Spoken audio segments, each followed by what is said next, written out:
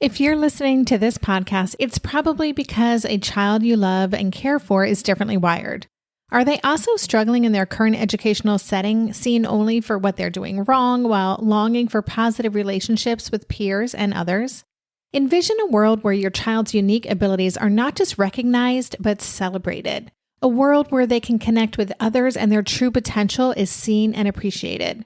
The Strength-Based Assessment Lab's mission is to build a world for your child just like that.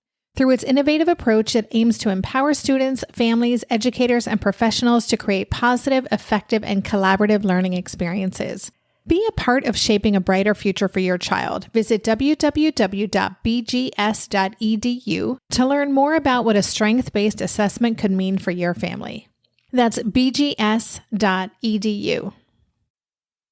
Children and parents kind of trigger one another. So a child's anxiety sets off a parent's anxiety because anxiety is a really uncomfortable feeling. So often parents are learning the skill set along with their child. And a part of it is learning how to tolerate the discomfort rather than immediately giving into it. Welcome to Tilt Parenting, a podcast featuring interviews and conversations aimed at inspiring, informing, and supporting parents raising differently wired kids. I'm your host, Debbie Reber, and today I am so excited to be bringing the prolific Dawn Huebner to the podcast.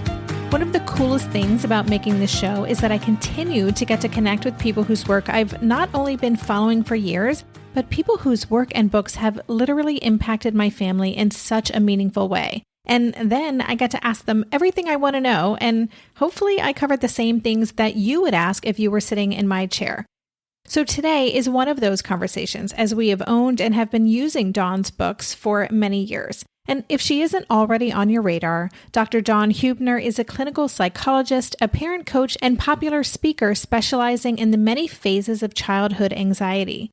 She recognized the need for lively, easy-to-read materials to help children practice the strategies they were learning in her office. So she created a format effective for 6 to 12-year-olds, the What to Do Guides for Kids, which teach complex psychological concepts using language and humor easily understood by kids.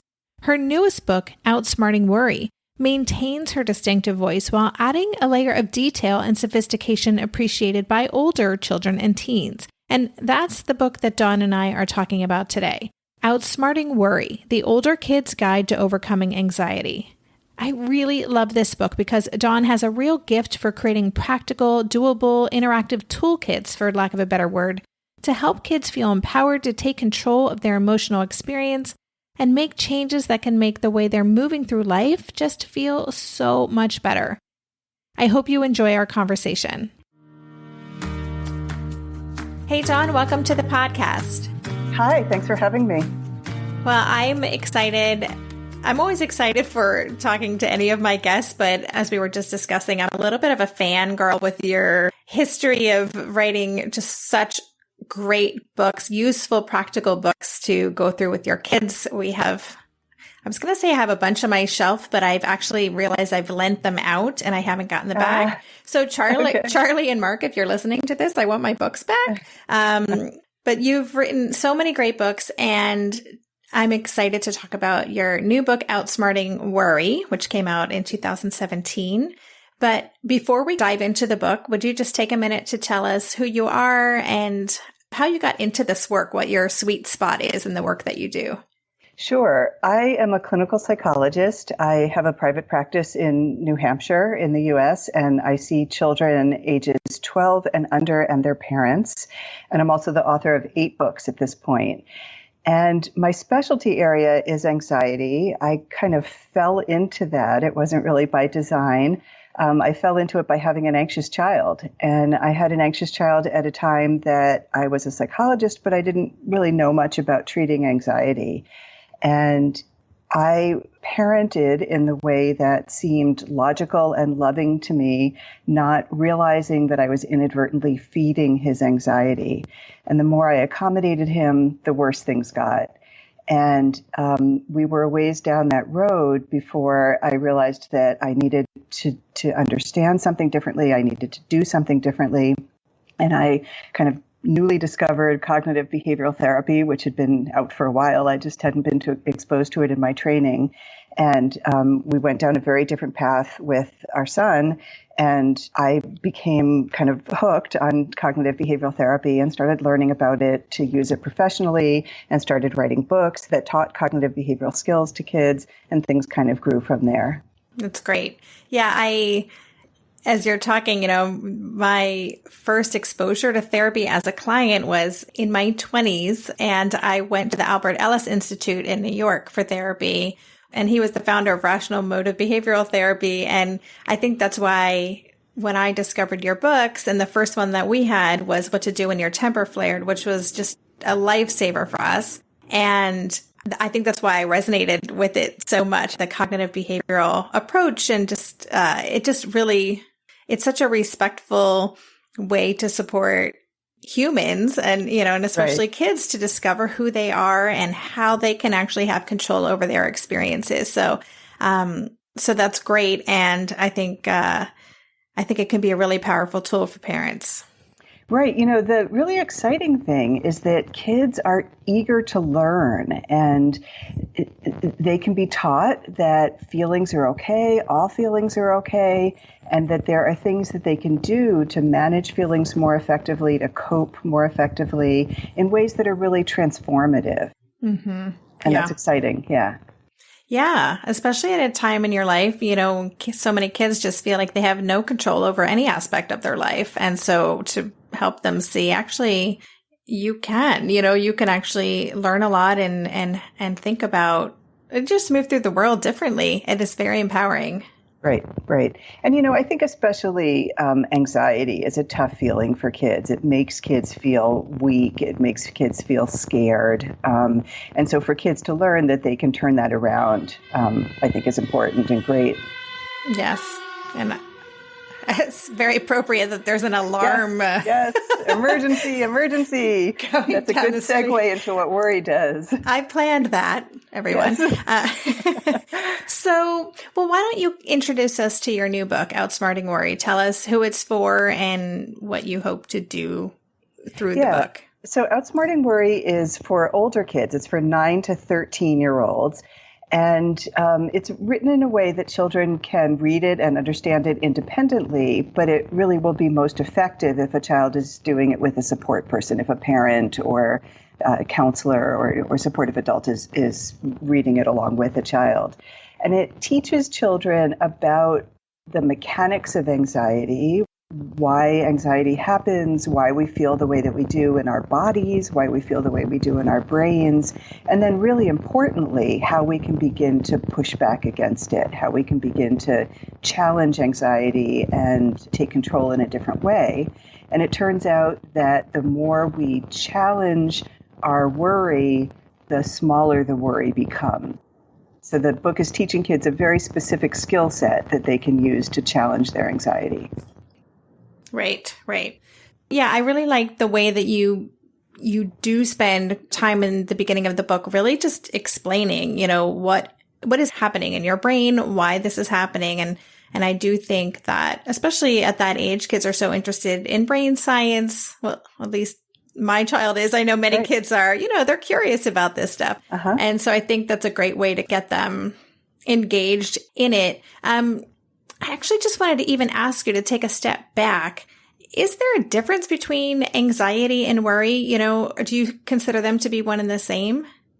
Yeah, I use the words interchangeably. So there's a technical difference between worry and fear, or anxiety and fear. Fear is typically about something that's actually happening, and worry or anxiety is about something that you anticipate happening, something that might happen. But for the purposes of my books, I use anxiety and worry in the same way. Okay. Yeah, I just wanted to be clear on that.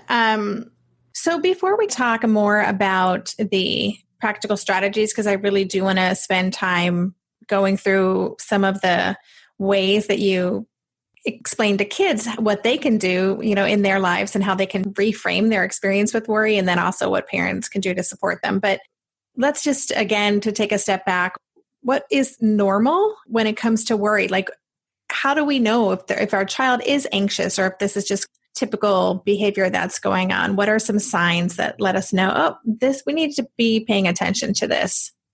Yeah, so worry is really a perfectly normal phenomena. It's the sign of an active, creative brain that's taking in experiences and trying to make sense of them.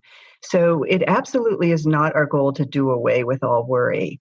What becomes problematic is when kids worry about something, so they begin to think about something that might go wrong or might be problematic or dangerous in some way, and they immediately assume that that's accurate, like that just because they're thinking about something or anticipating something, it is an actual danger. We'll be right back after this quick break. Darren and I are prepping for a big move at the moment, so we are fully leaning into any and everything that simplifies things, and that absolutely includes meal times. At a time when my executive functioning skills are being pushed to the limit, even planning and executing dinner for our family these days can feel like a really big lift. That's why I'm especially grateful for Green Chef, a meal service that offers pre-measured and prepped ingredients to my door.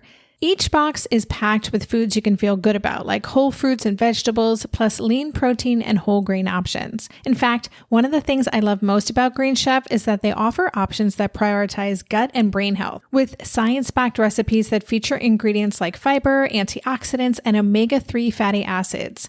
During this time of lots of stress, it feels really grounding to know we're supporting ourselves nutritionally. I will take all the support I can get. And Green Chef doesn't just cover dinner recipes. I can add high-quality breakfasts, lunches, and snacks to my weekly box from Green Market. Green Chef has a special offer for Tilt listeners. Go to greenchef.com/tilt50 and use code TILT50 to get 50% off plus 20% off your next 2 months. That's 50% off plus 20% off your next 2 months when you use the code TILT50 at greenchef.com/tilt50. Green Chef, the #1 meal kit for eating well. Maybe I've watched too many seasons of The Amazing Race, but every time I have to go somewhere on the subway, I treat it like a competition. It's all about making the right gut decisions about which route will get me there the fastest. Sometimes those decisions get me where I'm going early, and other times my gambles don't really pay off. Probiotics can't help with most gut decisions, but if your gut needs a little support, Ritual has your back. Their Synbiotic Plus, a 3-in-1 supplement, has clinically studied prebiotics, probiotics, and a postbiotic to support a balanced gut microbiome. I've been using Synbiotic Plus for about 6 months now, and it's become a core part of my morning routine. I take the mini capsule every morning while making my way through my inbox, whether I'm at home or I'm on the road, because it doesn't need to be refrigerated. And the capsule itself is delayed released, which helps it survive the harsh conditions of the upper GI tract for delivery to the colon. And that's exactly where we want it to go. Ritual invested in a study modeling the human colon, which showed that Synbiotic Plus significantly increased microbial diversity and the growth of beneficial bacteria. There's no more shame in your gut game. Synbiotic Plus and Ritual are here to celebrate, not hide your insides. Get 25% off your first month for a limited time at ritual.com/tilt. Start Ritual or add Synbiotic Plus to your subscription today. That's ritual.com/tilt for 25% off. And then they start acting based on that assumption. That's where the problem comes in. So it's not as if kids who have trouble with anxiety necessarily have more anxious thoughts. It's more that they believe them and they act on them. And that's the part that's problematic. Right, because some level of fear or concern is appropriate in certain situations, right? Correct. Okay. So as a parent, would we recognize it that our child seems to be perseverating on certain ideas or maybe responding in a way that just seems inappropriate to the circumstance? Yeah. So what parents will notice is that kids are really repetitive in their concerns. Anxious kids often do lots of reassurance seeking or avoidance, and typically have trouble doing things that come more easily to other children. They have trouble doing those things because they're nervous about them, although sometimes they'll say, that's boring, or I just don't like such and such, rather than directly linking it to feeling afraid. So how do we know that, some of them might be really good at deflecting and coming up with other reasons? Are there other I don't know, signs that we would be like, I think there's something else going on here? Yeah, most typically it's if a child suddenly dislikes something that they used to like. They used to be okay going to an activity and then they're not okay anymore, or they start asking lots and lots of questions, or they develop stomach aches or other physical symptoms before they need to do something. I think parents are often very much aware that their kids are feeling anxious, even when the child isn't necessarily aware. Right, right. Yeah, I think for some of us, this was the case for me 2 years ago. It may take us a while. And then when we realize it, we're like, oh, all the signs were there. And I just was thinking it was something else or trying to downplay it. And then there can be guilt associated with that realization. Right. But it's common. I mean, yes, parents often feel bad after the fact, but it's really understandable. We want to take what our kids are saying as if it is fully accurate and true, and we want to support our children. So it's understandable to kind of walk for a ways down a worry road with a child before you realize that's what you're doing. Right. And that leads to something that's really important that I touched on when I was talking about my own situation with my son, and that is that the kinds of things that we're inclined to do as loving and supportive parents, so things like reassuring, or allowing our children to step out of uncomfortable situations, those turn out to be the things that strengthen anxiety, that feed anxiety. Why is that? Well, because they bring so much relief. So let's say you have a concern about germs, and so you start becoming very careful about washing your hands and about touching things and about making sure that everybody else touches their hands. And so you begin policing the rest of your family about hand washing. And so let's say you're a child in that situation and you see your mom preparing a meal and you ask her, did you wash your hands? So it seems normal for a parent to reassure, yes, I did wash my hands. But by answering that question with a reassurance, you're strengthening the anxiety by stepping into this notion that it's important for you to be monitoring, and so I'm going to answer, and there really is a danger here, and so I'm going to engage with you about this content. So when you're kind of accommodating and overly reassuring, it ends up empowering the anxiety. Mm-hmm. And that can be hard to understand because when parents reassure or accommodate their children's anxiety, right in the moment, their child feels relief. So it seems like the right thing to do, but it's really stepping into this loop. And maybe we can talk for a moment about what this loop is that's part of what feeds anxiety and keeps it going. That sounds great. Let's do it. Yeah. So anxiety always begins with the perception of danger, and danger is really broadly defined. So anything that seems like it could be problematic or uncomfortable or scary or hard or not go well is a danger. And when you perceive danger, you then feel nervous or afraid, and that makes total sense. And so because you're feeling nervous or afraid, you begin to do things called safety behaviors. And safety behaviors are a whole constellation of behaviors designed to help you feel less nervous and to protect you from the danger. So safety behaviors are things like asking reassurance questions, washing your hands, not touching certain things, needing to be told something over and over again, avoiding, like those are all safety behaviors. And safety behaviors make you feel better. That's their purpose, to make you feel less anxious. But they're problematic because they prevent you from ever seeing that the thing that you thought was dangerous was not actually dangerous, that the whole thing was a false alarm.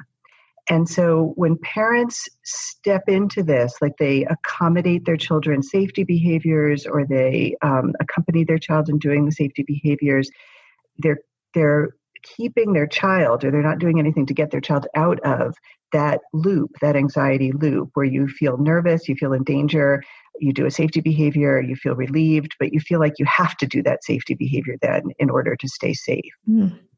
Yeah. So it's a vicious cycle, and we're kind of jumping in there by advocating for those safety behaviors. Right. Now, it's not the case that parents can just refuse to do the safety behaviors or ignore their child's requests for reassurance, because kids come unglued when we do that. That just seems mean. So it's important for parents to have a different way of understanding what's happening. It's not that they're withholding from their child, it's that they're trying not to feed or empower worry. So one of the things that's really important for both parents and children is to do something called externalizing anxiety. And externalizing anxiety means to think about your worry kind of like it's a little creature, like it's a little bug or pest or bully, something separate from you. And when you listen to your worry and you obey it, you follow the rules that it sets up, you're empowering it. And when you challenge it or push back against it, you're ultimately reducing it. And when both parents and children have that basic understanding, it becomes possible for parents to say things to kids like, if I answer that question, I'm going to be feeding your worry. Or I know your worry wants you to think X, but your worry is not the boss of this. So it gives them a way to still be empathic with their children without inadvertently feeding the anxiety. Yeah, I love that. We used to have, I think when Ash was like 4, we had the mad monster. That was our externalization of the anger thing that was going on. Right.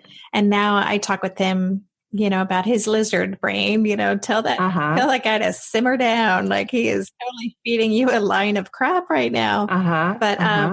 So I love that, just calling it for what it is. And I think that can be such a powerful tool. My question for you, I'm wondering just what has been your experience in the kids that you've worked with in terms of how do they actually go from reading your book and learning these things to then actually making them a part of their life? Because even for adults, it's so hard to do this kind of work, I think, to in the moment to be able to access those tools. What does it look like? Right. So kids definitely need support to do that. And that's one of the reasons why my books are most effective when a parent is doing them along with a child. So kids get some benefit from intellectually understanding the kinds of things that we're talking about, but they get substantially more benefit from actually implementing them. And the books kind of walk kids through how to do that, or if kids are in therapy, they often get walked through how to do that. But ultimately, they need someone like a parent who's there in the moment, reminding them, okay, this is a time to use a strategy. This is a time to talk back against your worry. You don't need to let your worry be the boss of this. So kids need help figuring out how to do it in real time. I find that once kids have had some amount of experience with not immediately capitulating to what their worry is telling them, things kind of click for them and they're able to see, oh yeah, this is just a feeling that I have, or this is just a set of thoughts I'm having right now. And I don't need to obey this, or I don't need to do whatever my worry is telling me. And then they begin to be able to be more independent in terms of using the skill set or using the strategies on their own. We'll be right back after this quick break. Hey there, it's Debbie. I love making this show and sharing conversations about how to support our awesome neurodivergent kids. I've seen how even one little insight from an interview can spark a big shift in daily life. But I know that raising complex kids can be messy and lonely. And just when we think we figured it out, something comes up that boots us right back to feeling overwhelmed and stuck. That's why I've poured everything into creating a way for parents like us navigating complex parenting journeys to join together and chart a path that feels positive, hopeful, and doable. It's the brand new Differently Wired Club experience. In the club, you'll get personal support from me and other seasoned parent coaches, 6 live calls every month where you can connect and get your personal questions answered, the opportunity to learn directly from authors and experts like I have on this show, monthly themes for getting specific and tactical, an exclusive private podcast feed, and the best, most generous community of parents. Seriously, these folks show up for themselves and each other, and that right there is really everything, because it's a daily reminder that we're not alone. Our kids aren't broken, and we have totally got this. The recently rebooted Differently Wired Club is on a brand new platform with its very own iOS and Android app. It is such a great space. However you learn, whatever your style, no matter the ages, genders, and neurodivergent profile of your children, the Differently Wired Club can help you cultivate the positive shifts you're hoping for. Join us today by going to tiltparenting.com/club. That's tiltparenting.com/club. I hope to see you on the inside. If you like this show, there's a decent chance you'll also enjoy the Shameless Mom Academy. Hi, I'm Sarah Dean, the founder and host of the Shameless Mom Academy. The Shameless Mom Academy is a podcast for moms that centers moms more than it centers your kids. I'm not going to teach you how to make baby food or how to make your 3-year-old or 13-year-old stop having tantrums. Instead, I'm going to bring you back to yourself. For the last 20 years, I've been helping moms through growth and transformation. Inside the Shameless Mom Academy, I help you identify who you are and who you are becoming. Look, motherhood is hard. It brought me to my knees many times and sometimes still does. Returning to who I am and who I am becoming allows me to decide how to show up in all those sticky motherhood moments, but also in all my other relationships and in all the ways I show up in my various communities. So come check out the Shameless Mom Academy wherever you listen to podcasts. I'm willing to bet you'll leave feeling a little inspired and maybe even completely fired up. And you'll probably laugh a few times because I promise we never take ourselves too seriously over here. With 700 episodes to choose from, you're likely going to find something that sparks and speaks to you inside the Shameless Mom Academy. When you talk in the book about this idea of looking for evidence, and, if we look around, we probably won't find much evidence to prove that our worry is actually valid. Right. And so it sounds like, likewise, the more evidence, if they try this with the parents or someone else's support, lots of reminders, and they start to have little successes, then they're actually creating contrary evidence to show them that indeed your worry is making a big fuss for nothing kind of thing. Right. That's right. So looking for evidence is a really useful strategy, but it's important to remember that worry wants certainty. So, if you think of this little externalized worry bug sort of thing, and it's constantly saying, are you sure? Are you sure? And often when kids are seeking reassurance, they're wanting their parents to promise a bad thing's not going to happen. You're not going to get sick. I'm not going to forget to pick you up. You're not going to mess up in what you're doing. Kids are wanting certainty. And we can't have certainty. And one of the things that is important for kids to learn is that the idea that we have to have certainty is kind of a myth. That's not the way the world works. And we need to go based on what's most likely. We do all kinds of things based on what's most likely, and that's fine. It's only worry that's telling us we have to be sure. Yeah, so I'm listening to all of this. I'm like, this is so great for our kids. And it's also so great for all of us listening to this as adults. So I imagine, is part of your work also helping parents kind of get in touch with their own worry, because all parents worry about their kids. For Sure. Those of us raising differently wired kids, many of us have some pretty substantial concerns about just the future unknowns, and we are wanting certainty. So how does your work, I'm just curious, overlap with the parents that you work with? Yeah, so parents are really a really important part of the work that I do. I do a lot of parent training, parent education, parent guidance. Often anxious children have anxious parents, not only the kind of worry that you talk about worry about a neuroatypical child, but also just parents have trouble with anxiety more broadly. And children and parents kind of trigger one another. So a child's anxiety sets off a parent's anxiety because anxiety is a really uncomfortable feeling. So often parents are learning the skill set along with their child. And a part of it is learning how to tolerate the discomfort rather than immediately giving into it. Because it turns out that if we tolerate the nervous feeling or tolerate the uncertain feeling, but still move towards whatever it is that's giving us that feeling, the feeling dissipates. And we see that really nothing bad happens, or we are capable of handling the situation. And that's a real revelation, like to see that just because I'm nervous, it doesn't mean that I can't do whatever the thing is. I talk to kids about things that are scary but safe, and help kids to be able to identify that there are lots and lots of things that are scary, but they're safe for us. They're not dangerous. Just because we're afraid doesn't mean that we're actually in danger. Right.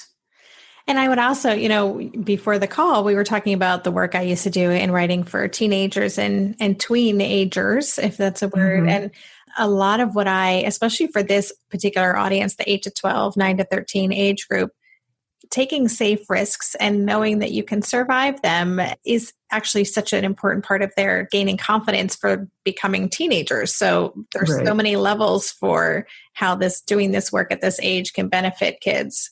Right. Yes. So I have a couple of kind of random questions. I've been thinking, how do I connect these? But one of my questions is, I would imagine that an instinct for some parents, if they are noticing their child is overly concerned or anxious about a situation that the parent might feel doesn't warrant that level of concern, that we might just downplay it or dismiss it. So you talked about how too much reassurance or pulling them from an activity can be harmful. What is the result when a parent just kind of dismisses a child's concerns?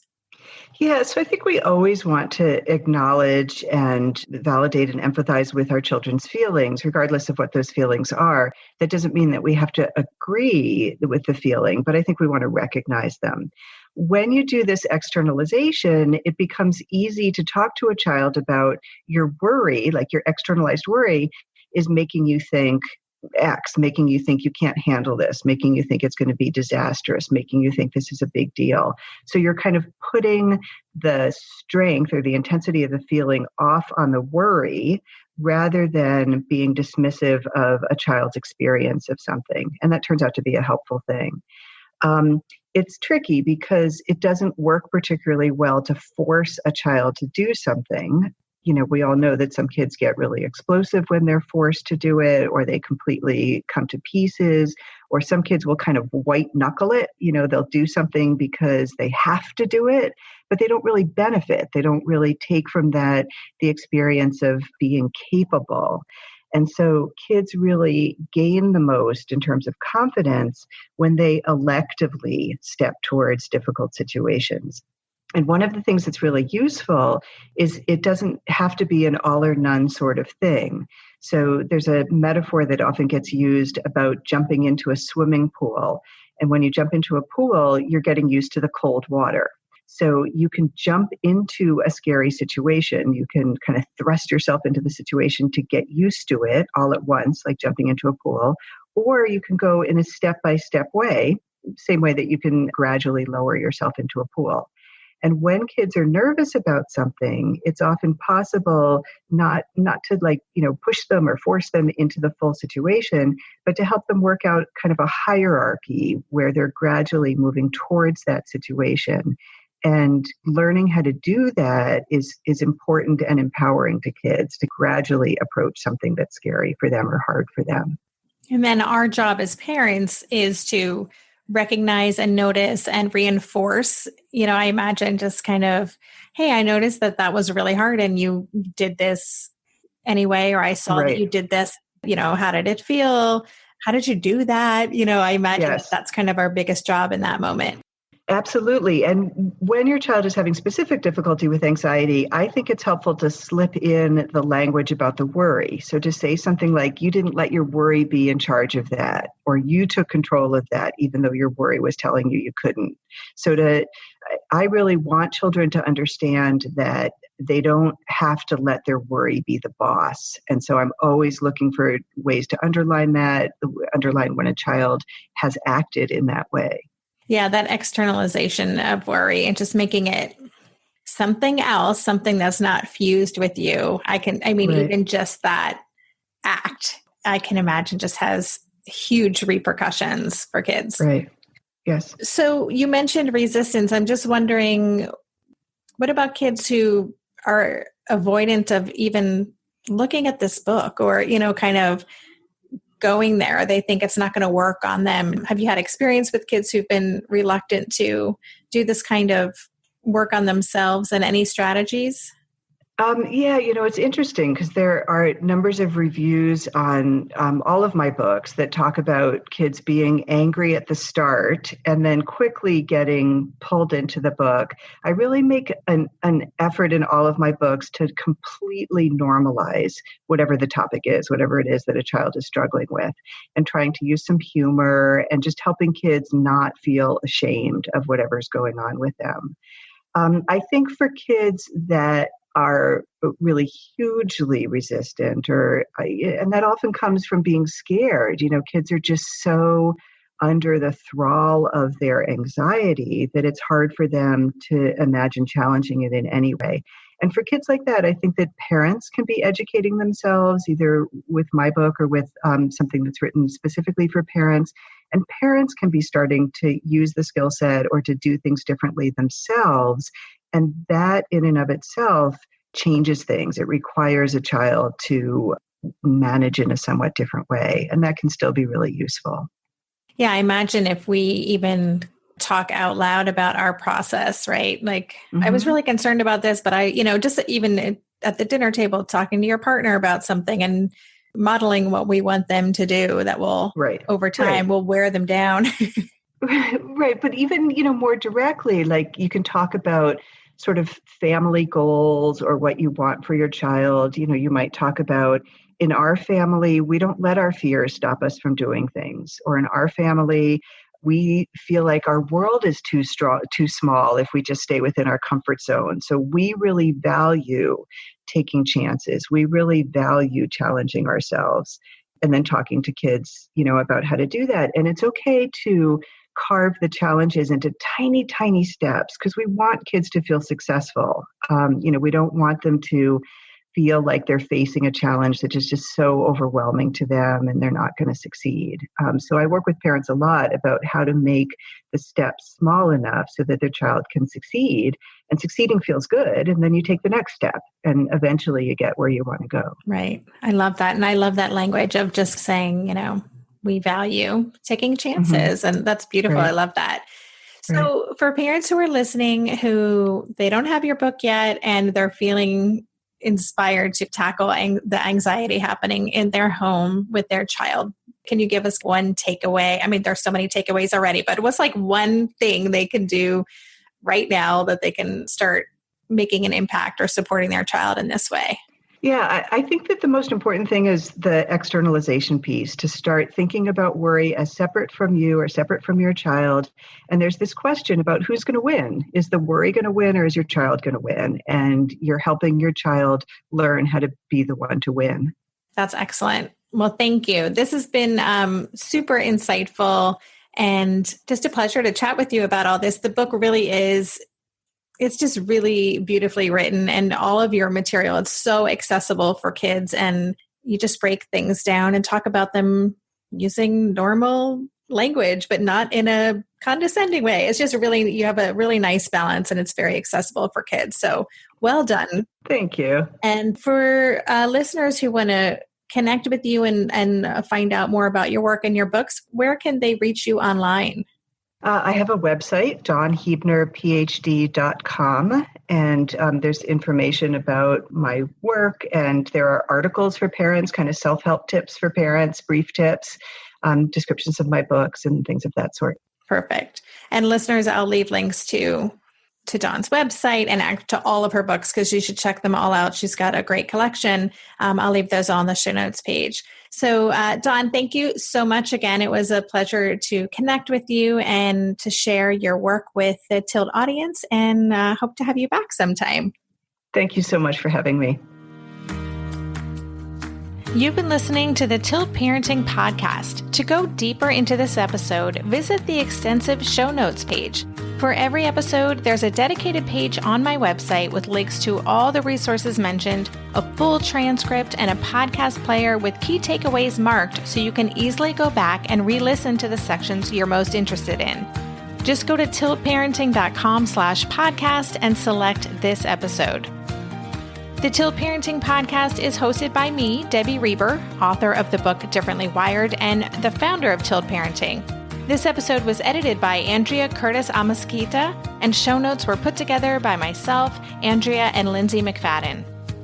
If you get a lot out of this podcast and want to help cover the cost of its production, please consider joining my Patreon campaign. On Patreon, you can sign up to make a small monthly contribution, as little as $2 a month, and it's super easy to sign up.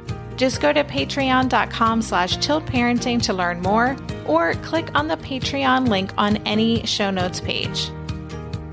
To follow Tilt Parenting on social media, go to @tiltparenting on Instagram and Twitter and on Facebook. Lastly, please help this podcast stay visible and easily found by the listeners who need it by subscribing and leaving a rating or a review on Apple Podcasts or wherever you listen to podcasts. Thank you so much. And that's all for this week. Stay safe, stay well, and take good care. And for more information about this podcast or any of the resources that Tilt offers, visit tiltparenting.com.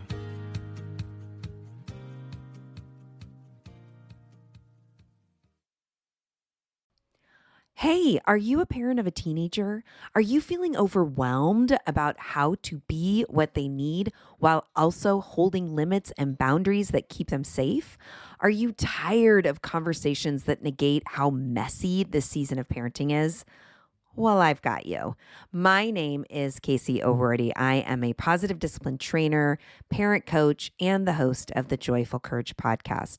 Every week, I come to you with an interview digging into tough topics with experts I trust and solo shows that go deep into the personal growth and mindset needed to raise teens in a way that grows them into confident, capable young people. I am not afraid of getting real about the intersection of conscious parenting and the teen years, while also bringing in vulnerability, humor, and lightness. I'm walking the path with you and honored to serve.